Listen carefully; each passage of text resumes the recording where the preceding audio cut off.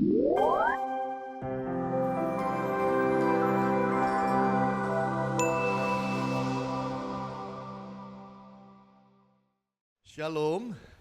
salam sejahtera di dalam kasih Tuhan kita Yesus Kristus. Bapak Ibu yang Tuhan Yesus kasih, saya membaca sebuah kisah menarik di Timur Tengah di mana ada sebuah depot jual buah-buahan. Antrian panjang di siang hari, matahari yang terik panas, dan orang berjubel-jubel antri dengan rapi. Dilayani pelan-pelan satu persatu karena yang punya depot hanya seorang bapak tua yang melayani dengan pelan satu persatu orang yang beli buah. Seorang ibu muda ada di sana dan baris dan ikutin pelan-pelan antri sampai ketika dia paling depan. Tiba-tiba bapaknya tanya dia, mau beli apa? Anggur. Tunggu sebentar, saya ada masuk ke dalam. Bapak itu masuk ke dalam, ke rumahnya. Lama gak keluar-keluar. Si ibu muda ini mulai jengkel. Ini yang lain dilayani dengan baik. Sampai pada saya cuma tanya mau beli apa, anggur. Kemudian permisi masuk ke dalam, gak keluar-keluar. Sampai sekarang pikirannya udah kemana-mana. Hatinya udah jengkel-jengkel. Tidak berapa lama itu bapaknya kembali. Bawakan kepada dia buah anggur yang bagus-bagus, besar-besar. Dan dia berkata, icipin ini satu. Manis pasti. Karena saya tadi masuk ke dalam, khusus pergi ke kebun saya yang di belakang, ambilkan yang paling bagus, paling istimewa dari pohon yang ada di sana untuk Anda. Ibu ini makan, manisnya luar biasa. Dia bayar, lalu dia pergi. Pergi dengan hati yang penuh sukacita. Tapi tadi waktu nunggu gimana? Pikirannya kemana-mana. Bapak tua gak hargai saya, hargai yang lain tidak hargai saya. Saya cuma mau beli anggur aja, lama amat. Sudah saya antrinya panjang, kena terik matahari. Kok Pak tua itu sengaja sampai pada giliran saya ditinggal masuk. Tapi ternyata Pak tua bawakan dia anggur yang terbaik. Bapak Ibu yang Tuhan Yesus kasih, inilah yang seringkali terjadi antara kita dengan Allah. Ketika saudara berdoa dan Tuhan belum menjawab saudara, Tuhan tidak memberikan apa yang saudara minta kepada saudara, kita mulai punya pikiran macam-macam kepada Tuhan. Kita mulai berdalih, kita mulai punya opini macam-macam kepada Allah kita. Ya Tuhan sih cuma percaya dan lihat orang kaya-kaya saja. Tuhan cuma jawab yang pinter-pinter. Tuhan hanya jawab yang terkemuka-terkemuka aja. Orang seperti saya, apa sih dia lihat? Apa benar sih Tuhan lihat saya? Saya kan orang biasa, super biasa lagi. Apakah Tuhan lihat saya sih? Saya kan orang sederhana. Saya sekolah gak tinggi, saya gak punya banyak dalam hidup. Apa Tuhan dengar saya sih? Kayaknya Tuhan cuma percaya dan lihat yang lain-lain yang hebat-hebat itu. Berapa banyak kita dalam hidup ketika kita sedang berdoa dan kita sedang minta sesuatu pada Allah. Kita mengalami pergumulan-pergumulan tersendiri dalam doa kita. Berapa banyak kita mengalami kegagalan dalam doa dan kita diam aja. Berapa banyak kita frustasi mengenai doa dan kita diam saja. Ketika orang bersaksi mereka diberkati. Ketika orang bersaksi bahwa mereka didengar Tuhan. Ketika orang bersaksi bahwa mereka dijawab Tuhan, diberi mujizat. Wow, kita jadi antipati. Iyalah kamu, kan bukan aku. Karena kita punya pergumulan sendiri. Itu sebabnya hari ini saya ingin bicara mengenai the power of prayer. Kuasa doa. Bahwa manusia yang paling bahagia di dalam dunia ini Bapak Ibu adalah manusia yang kalau dia berdoa Allah dengar dan jawab. Saya yakin itu manusia paling bahagia. Setuju Bapak Ibu? Oh walaupun dia tidak punya banyak dalam hidup. Tapi ketika dia berdoa karena dia membutuhkan, Allah kirim apa yang dia minta. Ketika dia butuh mujizat, Allah berikan mujizat yang dia inginkan dalam hidup. Bukankah ini manusia yang paling bahagia? Buat saya inilah manusia yang luar biasa. Tidak perlu punya banyak dalam hidup, tapi kalau dia berdoa, Allah dengar, Allah jawab. Bulan ini kita dedikasikan untuk belajar mengenai doa. Bulan ini kita mau belajar mengenai School of Prayer. Yang artinya bahwa kita ingin membawa diri kita jadi murid untuk belajar doa. Karena banyak hidup kita ini gagal dalam doa, bergumul dengan doa, menderita karena doa-doa kita yang tidak didengar, tidak dijawab, tidak dikabulkan oleh Allah. Power of prayer akan mengubahkan hidup saudara untuk menjadi orang-orang yang berdoa dan mengerti cara berdoa yang baik. Ini penting. Mengerti cara berdoa yang benar sesuai firman akan membuat saudara didengar Tuhan dan dijawab Allah. Mari buka dengan saya Markus pasal yang ke-11. Markus 11 ayat 20 sampai 26. Dan kita akan melihat apa yang harus diperhatikan supaya doa kita itu ada kuasanya. Mari lihat Markus 11 ayat 20 sampai 26. Pagi-pagi ketika Yesus dan murid-muridnya lewat, mereka melihat pohon ara tadi sudah kering sampai ke akar-akarnya. Maka teringatlah Petrus akan apa yang telah terjadi, lalu ia berkata kepada Yesus, Rabi, lihatlah pohon ara yang kau kutuk itu sudah kering. Yesus menjawab mereka, percayalah kepada Allah. Aku berkata kepadamu, sesungguhnya barang siapa berkata kepada gunung ini, beranjaklah dan tercampaklah ke dalam laut, asal tidak bimbang hatinya tetapi percaya bahwa apa yang dikatakannya itu akan terjadi, maka hal itu akan terjadi baginya. Karena itu aku berkata kepadamu, apa saja yang kamu minta dan doakan, percayalah bahwa kamu telah menerimanya, maka hal itu akan diberikan kepadamu. Dan jika kamu berdiri untuk berdoa, ampunilah dahulu sekiranya ada barang sesuatu dalam hatimu terhadap seseorang, supaya juga Bapamu yang di sorga mengampuni kesalahan-kesalahanmu. Tetapi jika kamu tidak mengampuni, maka Bapamu yang di sorga juga tidak akan mengampuni kesalahan-kesalahanmu.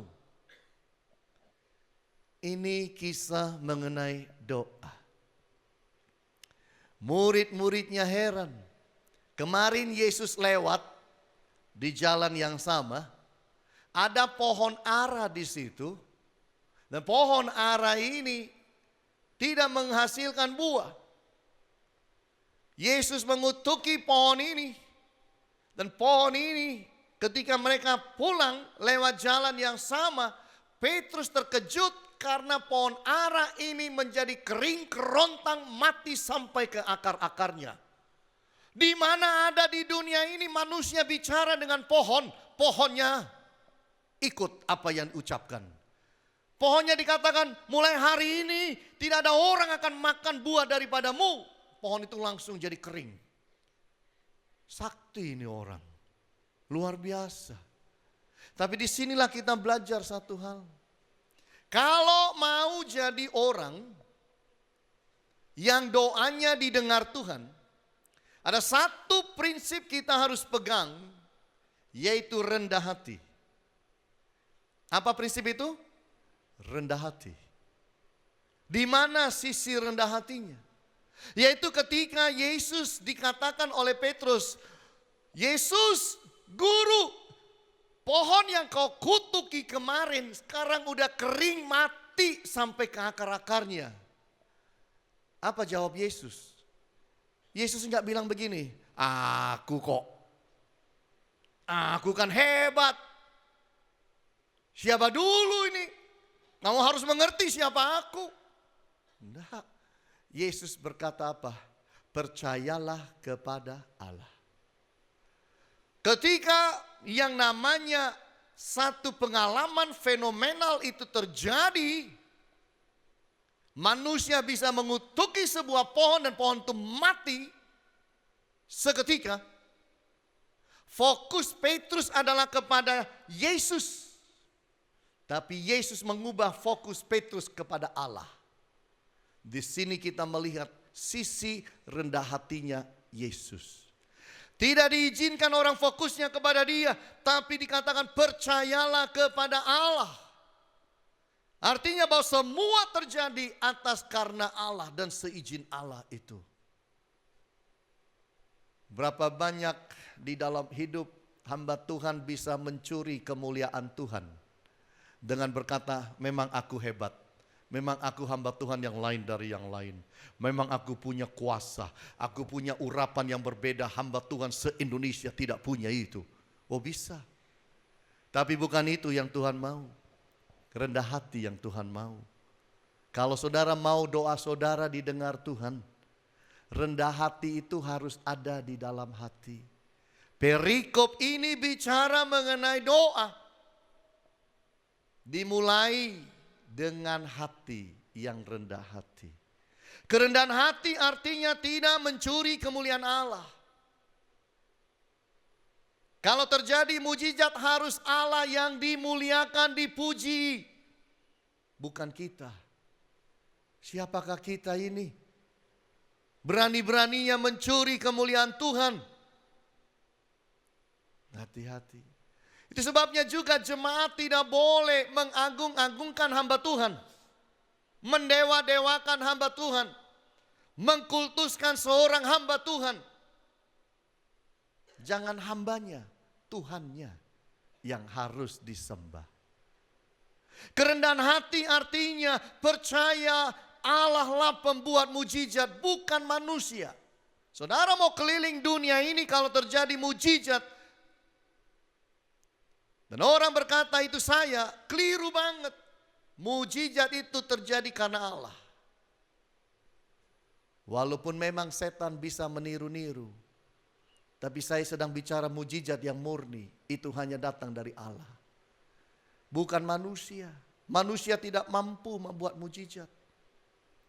Kerendahan hati adalah mengembalikan pujian hormat hanya kepada Dia, kepada Allah. Itu sebabnya di dalam hidup ini jaga hati, rendah hati. Orang yang rendah hati doanya didengar Tuhan. Amin Bapak Ibu. Saya membaca kisah mengenai ikan. Bahwa di laut itu ada satu jenis ikan namanya pufferfish. Apa itu? Ikannya kecil, tapi kalau dia lihat musuh datang, dia minum air sebanyak-banyaknya, sehingga dia itu badannya jadi besar. Dia hirup isi air sebanyak-banyaknya. Kalau dia tidak isi dirinya dengan air, dia isi dirinya dengan oksigen sebanyak-banyaknya. Jadi badannya yang kecil, kemudian jadi besar. Maksudnya adalah supaya musuh lihat, musuh takut, musuh pergi. Dan dikatakan jenis ikan ini warnanya merah muda, pink. Ikan ini racunnya paling bahaya. Racun daripada ikan pufferfish ini sanggup membunuh 30 orang dewasa sekaligus. Yang mana racun sianida tidak pernah bisa bunuh 30 orang sekaligus. Tapi racun dari ikan ini 30 orang dewasa bisa dibunuh dalam sekejap dengan racun yang keluar dari mulutnya. Kalau mau jadi seorang yang doanya didengar, hidup rendah hati, jaga diri jangan ada racun keluar dari mulut, ngeracunin orang. Jaga diri supaya hati baik, pikiran kita baik, hidup kita baik. Tuhan jawab kita. Tuhan itu bukan jawab manusia itu karena doanya itu menghadap satu sisi. Kalau menghadapnya ngadap Yerusalem pasti didengar. Kalau menghadap yang lain nggak didengar. Tuhan itu tidak demikian. Kalaupun saudara naik pesawat dan saudara tahu Yerusalem di mana, lalu saudara berdoa ngadepin Yerusalem, tiba-tiba kalau pesawatnya belok, bukankah beda lagi ceritanya? Saudara udah ngadepnya ke sana. Tuhan menjawab manusia bukan karena ke arah mana kita berdoa. Tuhan menjawab manusia bukan karena seberapa keras suara kita, berapa desibel suara kita. Tapi Tuhan menjawab karena rendah hati. Itu sebabnya bangun diri saudara jadi orang rendah hati. Karena firman berkata, siapa meninggikan diri akan direndahkan, siapa merendahkan diri akan ditinggikan oleh Allah. Rendah hati itu penting. Itu sebabnya doa seorang Farisi tidak didengar Allah. Oh Tuhan, aku puasa seminggu 2 kali. Aku bayar perpuluhan. Aku tidak sama seperti pemungut cukai yang berdosa itu. Justru doa ini nggak didengar. Tapi orang pemungut cukai berdoa sambil pukul dadanya. Tuhan ampuni aku orang berdosa. Nggak berani dia lihat ke atas. Tuhan ampuni aku orang berdosa. Ini yang didengar. Jadi kalau saudara lihat dan merefleksikan diri, kenapa doa-doa yang tidak dijawab terjadi dalam hidup saudara, mungkin kita itu sombong. Mungkin kita itu tidak rendah hati, tinggi hati. Mari berubah, merendahkan hati. Makanya kadang-kadang ada orang berdoa dan puasa. Puasa itu apa? Puasa itu merendahkan hati dan diri di hadapan Allah. Itu yang didengar. Niniwe itu harusnya habis Bapak Ibu. Dihukum Allah.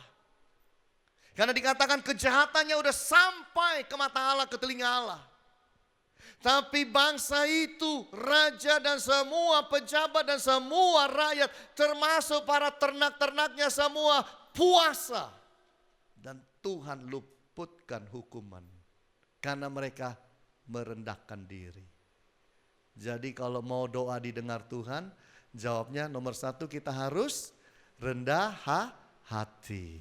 Yang kedua kita lihat bersama-sama. Prinsip yang kedua di dalam doa yang berkuasa dan doa yang dijawab Tuhan adalah iman. Iman dalam perbuatan. Faith in action. Di dalam ayatnya yang ke-22, 23 sampai 24.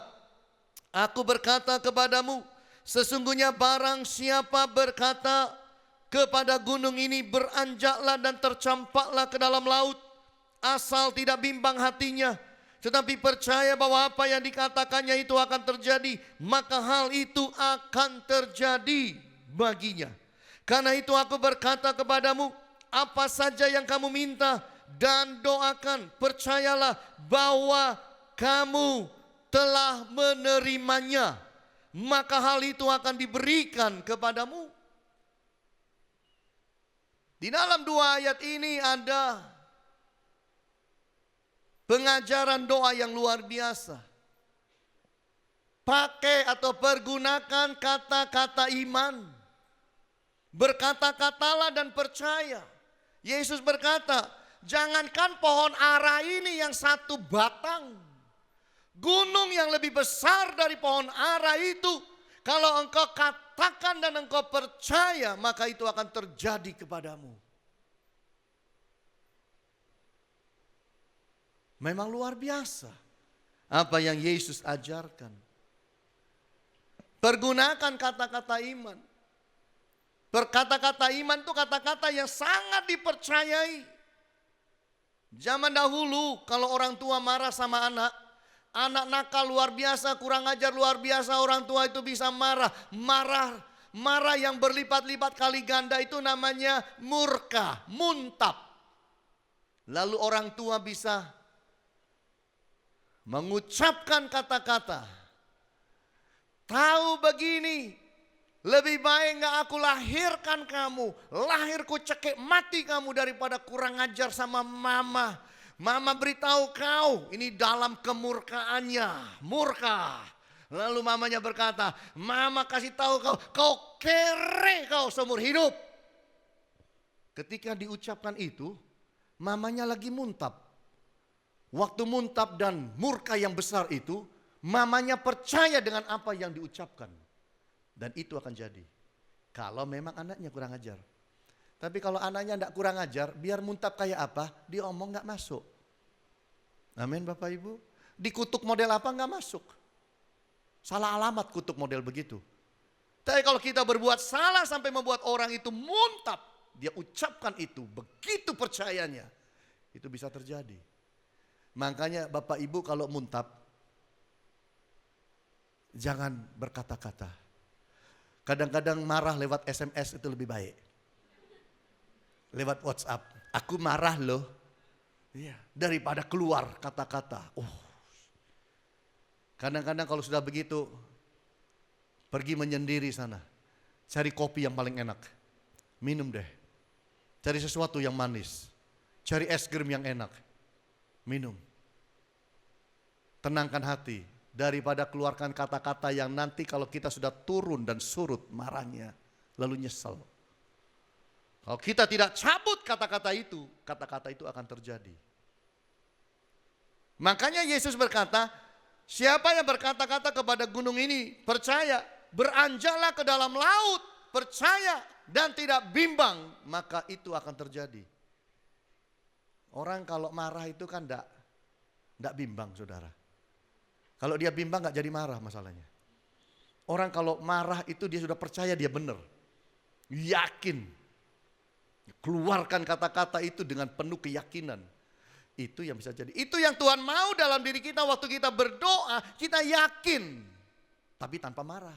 Yakin yang kita berdoa dan minta kepada Allah. Tuhan dengar, Tuhan akan kasih. Berkata-kata dan percaya. Itu firman. Bukan berkata-kata dan bimbang. Seringkali doa kita tidak dijawab karena kita berkata-kata dan bimbang. Berkata-kata dan ragu-ragu. Berdoa dan ragu-ragu dan khawatir. Manusia yang berdoa dengan khawatir susah didengar Tuhan dan dijawab. Yang Tuhan mau adalah serahkanlah kekhawatiranmu di dalam doa. Setelah tidak khawatir berdoalah. Doa itu hanya satu Bapak Ibu, harus dengan iman. Nothing else. Gak ada yang lain. Kita harus percaya meskipun situasi kadang-kadang tidak berubah. Berdoa dan minta kepada Allah, situasi belum berubah.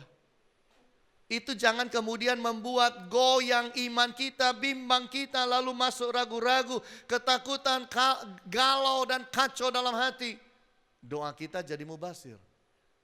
Makanya doa itu yang paling harus kita hati-hati adalah menjaga sikap iman kita di dalam hati, dalam pikiran kita.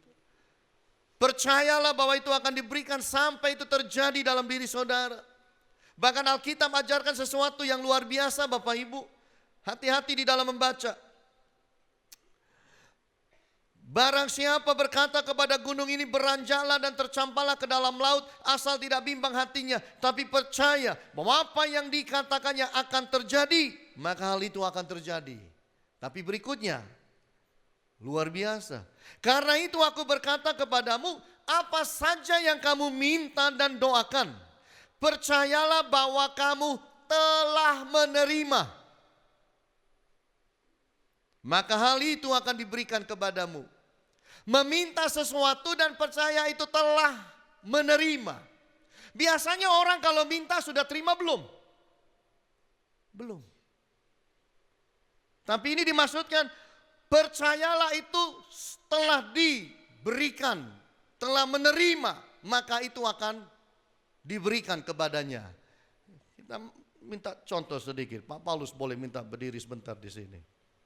Bawa HP-nya Pak.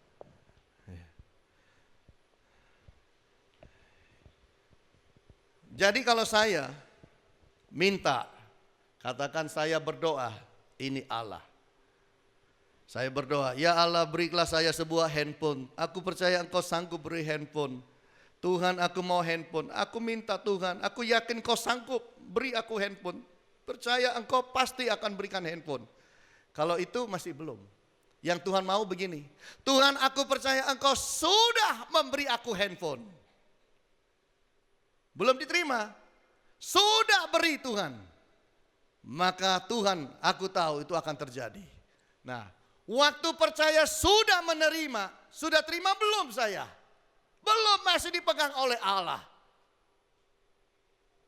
Tapi saya di dalam doa adalah saya percaya saya telah menerimanya, telah menerimanya.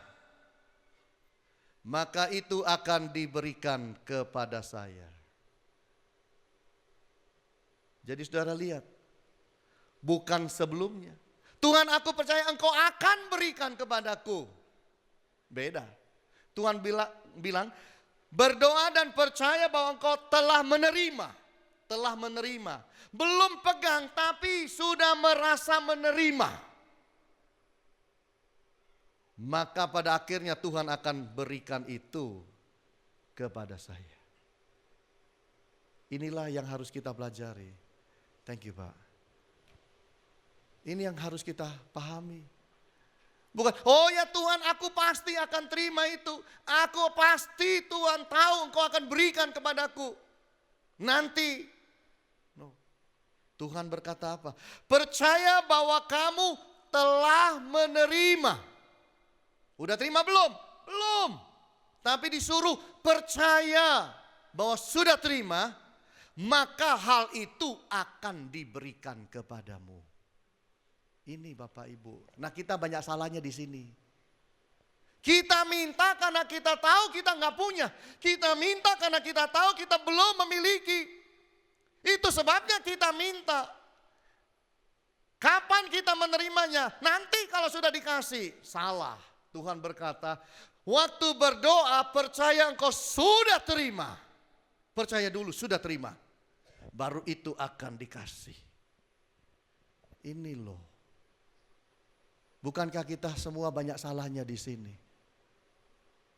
Tuhan, aku berdoa minta pacar Tuhan, seorang suami yang baik nanti Tuhan berikan kepadaku. Setelah amin, ditelepon sama temannya. Ya apa, bentar lagi ulang tahun, sudah punya pacar? Belum, jomblo sampai seumur hidup rasanya. Lah ini, kata-kata ini menghancurkan doanya sendiri. Tapi dia berkata, Tuhan, aku minta calon suami yang baik. Aku mau seorang istri yang baik. Aku berdoa dan minta. Dan aku percaya Engkau sudah berikan kepadaku. Setelah itu memasuki masa penantian. Waktu masa penantian tetap percaya. Sampai itu akhirnya menjadi realitas. Itu doa. Amin Bapak Ibu. Kita banyak salahnya di sini. Kalau belum megang namanya belum terima. Kok Isa disuruh percaya sudah terima? Apa enggak salah cetak ini? Tidak.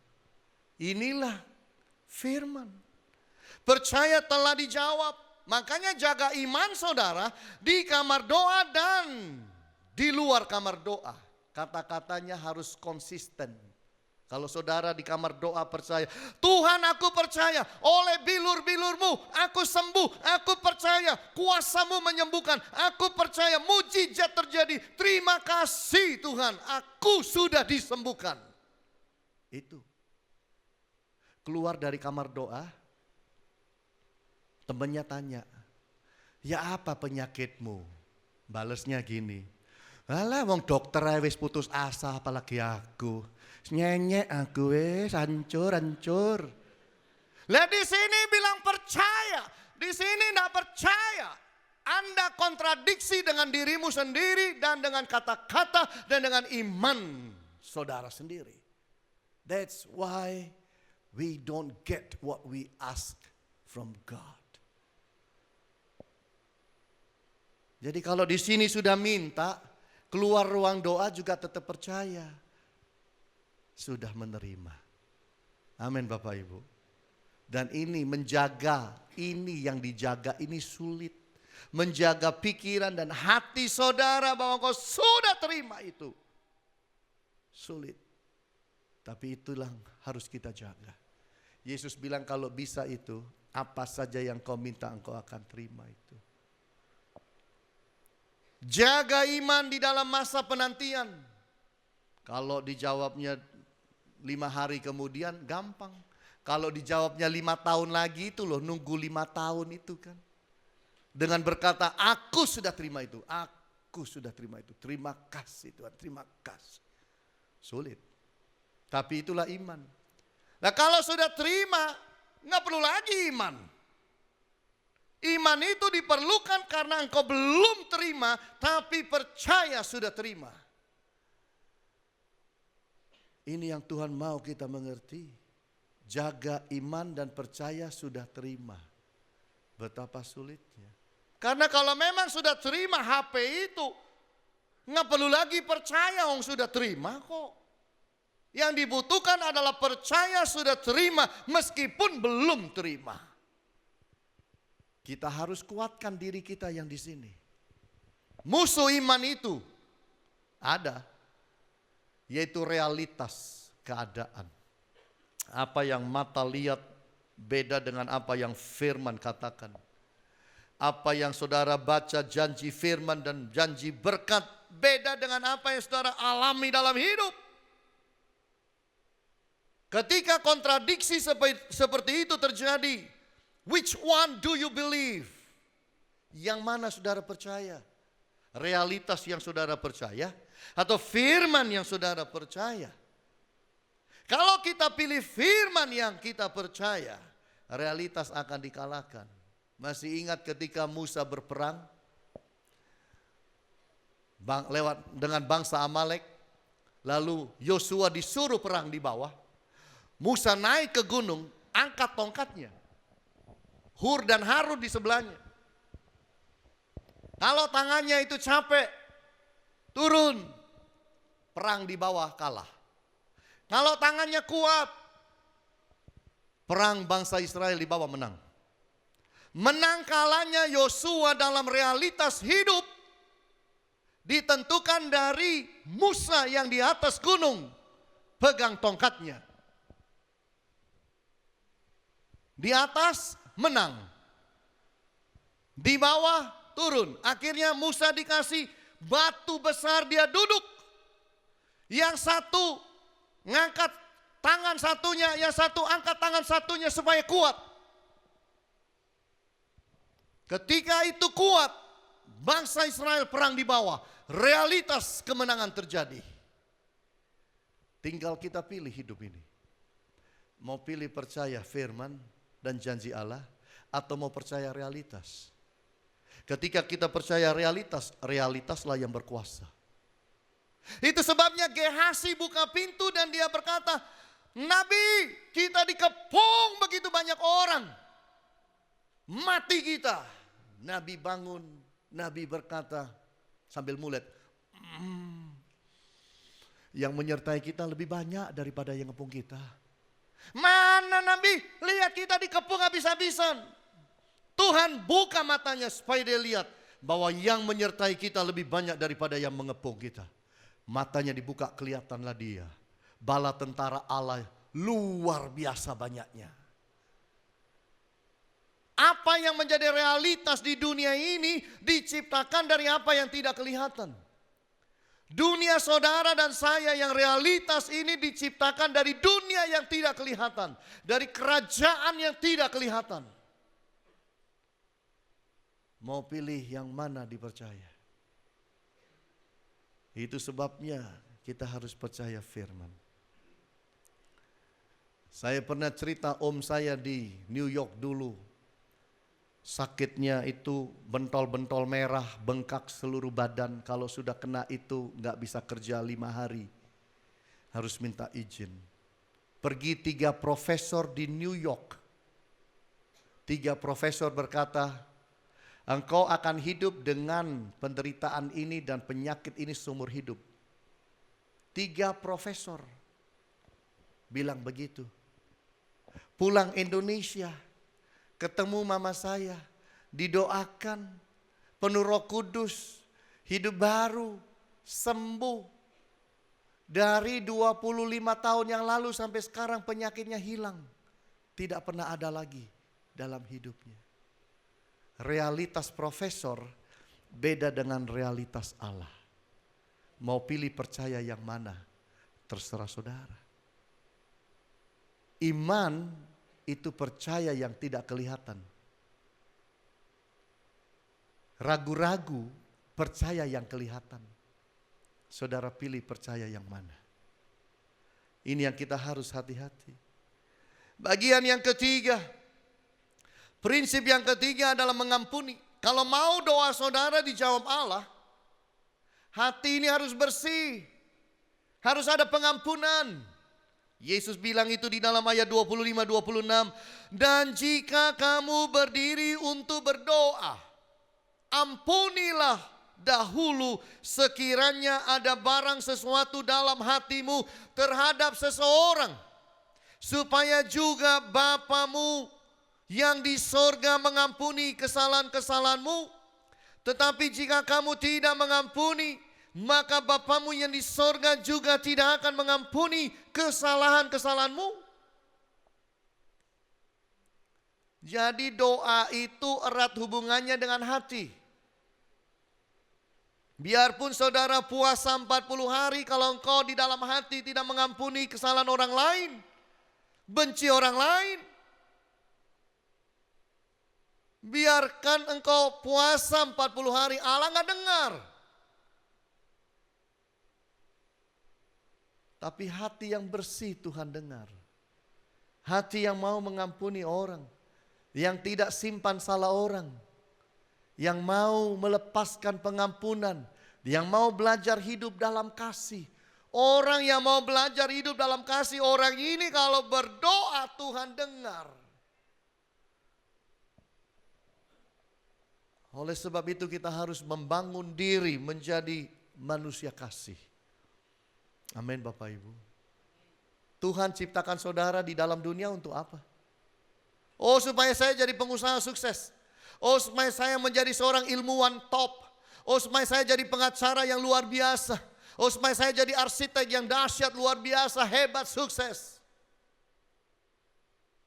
Di atas semua itu, Allah ciptakan saudara untuk jadi manusia kasih. Why? Karena hukum yang terutama diberikan pada manusia yang besar adalah supaya manusia mencintai Tuhan dengan segenap hati, pikiran, akal budi, kekuatannya. Hukum kedua yang terbesar sama dengan yang pertama, mengasihi sesama seperti mengasihi diri sendiri. Kita tidak mampu lakukan dua hukum itu kalau kita tidak berdoa dan minta Tuhan ubahkan kita menjadi manusia kasih. Dan kalau kita berusaha menjadi manusia kasih, Allah dengar kalau kita berdoa. Kalau Tuhan tidak ampuni kesalahan-kesalahan kita, Dia juga tidak jawab doa kita. Ada orang berkata bahwa surga itu terbuka hanya pada jam 12 malam teng. Di situ surga terbuka kalau engkau naikkan doa pada jam 12 malam. Doa itu akan dijawab Tuhan. Saya bertanya, baca di mana ayat itu? Baca di mana? Masa surga hanya buka jam 12 malam teng? Kalah sama 7-Eleven. Buka 24 jam. Surga itu buka 24 jam. Bagi orang yang punya iman. Bagi orang yang hidup dalam kasih. Surga terbuka 24 jam.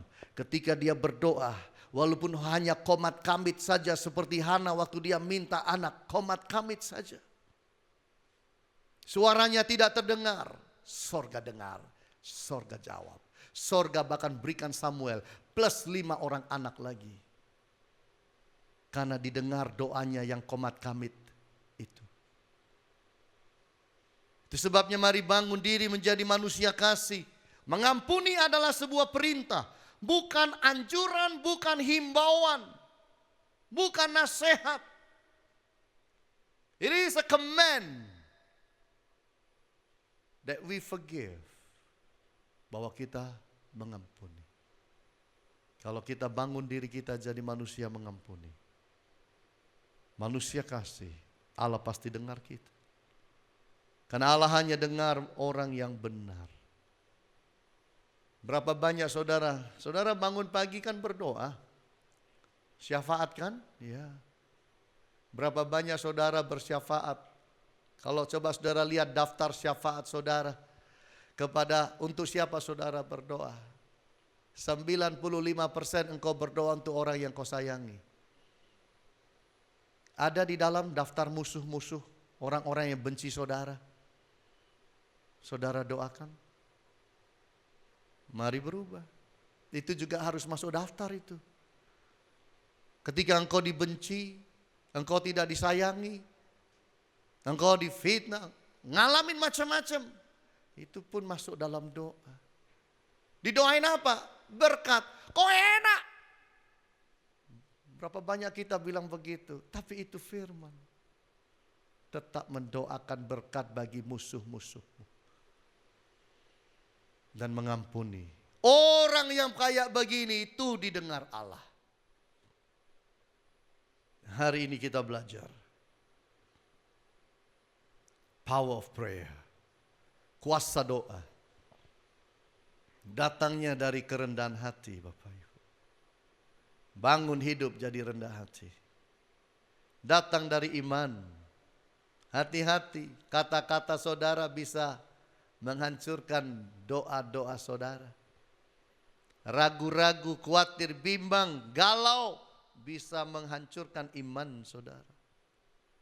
Jaga iman kuat kalau mau doa didengar.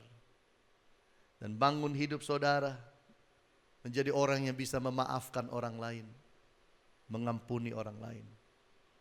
Supaya Allah ampuni kita dan Allah juga jawab doa kita.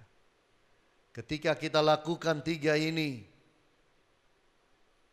kita punya satu kesempatan luar biasa dalam hidup untuk menikmati jawaban-jawaban Allah atas doa-doa kita. Tuhan Yesus berkati kita semua. Haleluya. Amin.